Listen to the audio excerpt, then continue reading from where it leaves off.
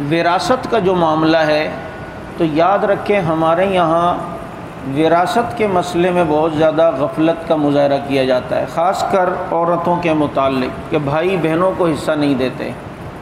یہ ایسا کام نہ کیا کریں۔ عورت کا بھی حصہ ہے، وہ الگ بات ہے کہ مرد کے 2 حصے ہیں اور عورت کے 1 حصے ہیں۔ مثلاً ایک آدمی کے ایک بیٹا اور ایک بیٹی ہیں اور وہ 3 لاکھ روپے چھوڑ کے مرا اور کوئی وارث نہیں ہے، تو اب 2 لاکھ ایک بیٹے کو ملیں گے اور 1 لاکھ اس کی بیٹی کو ملیں گے۔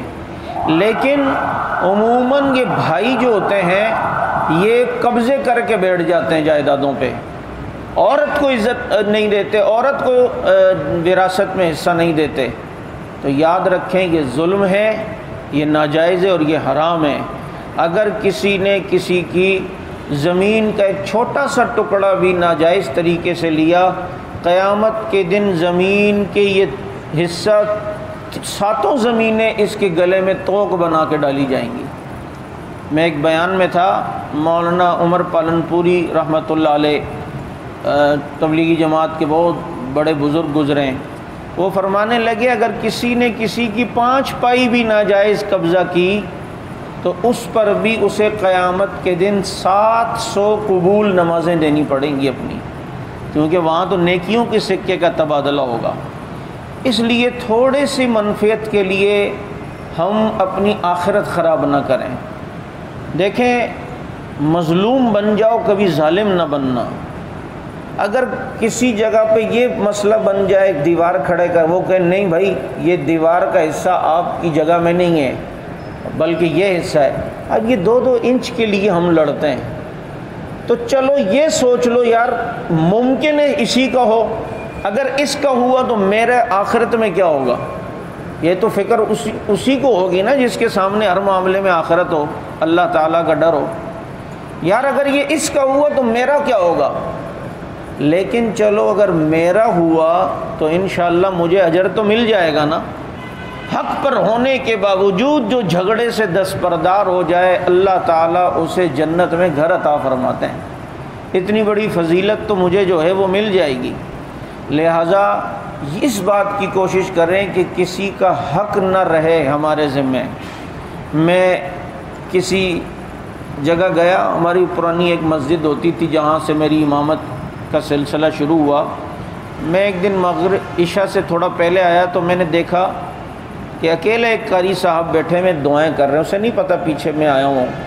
اس کی ایک دعا بڑی پیاری مجھے لگی، وہ ذرا زور زور سے دعائیں مانگ رہا تھا، کہہ رہا تھا یا اللہ جب میں دنیا سے جاؤں تو کسی کا حق مجھ پر نہ ہو، میں کسی کا حق دبا کے نہ جاؤں۔ تو دیکھیں کتنی بڑی دعا ہے کہ کسی کا حق خدا نہ خواستہ دبا کے گئے تو پھر آخرت میں مسئلہ تو بہت خطرناک ہے۔ اس لیے عورت کا بھی حصہ ہے، زمین میں بھی ہے، اور عورت کا حصہ مال میں بھی ہے۔ شیعوں کے یہاں غیر منقولی جائیداد جیسے زمین جس کو منتقل نہیں کیا جا سکتا یا مکان جسے منتقل نہیں کیا جا سکتا، شیعوں کے یہاں عورت کا اس میں حصہ نہیں ہے۔ وہ کہتے ہیں اس میں بھائی کا حصہ ہے، عورت کا، بہن کا، بیٹی کا، ماں کا حصہ نہیں ہے کیونکہ یہ جائیداد منتقل نہیں ہو سکتی۔ ذرا توجہ کریں، جس قوم کے یہاں مسئلہ یہ ہے کہ زمین کی جائیداد میں عورت حصے دار نہیں ہے اور وہ باغ فدق کو لے کر ابو بکر صدیق پر بھونکتی ہے وہ قوم کہ جناب باغ سے نہیں دیا، اس سے نہیں دیا، اس سے نہیں دیا۔ اپنے یہاں مسئلہ یہ ہے کہ بیٹی غیر منقولی جائیداد میں حصے دار نہیں ہو سکتی اور اسے اس جائیداد میں حصہ نہیں ملے گا، جبکہ مسلمانوں کا یہ عقیدہ ہے کہ بیٹی کا حصہ منقولی غیر منقولی تمام جائیدادوں میں۔ اس لیے اپنے گریبان میں ہم جھانک کر دیکھیں کہ ہم نے کسی کا حق دبایا تو نہیں ہے، بھائی کا حق دبایا تو نہیں ہے۔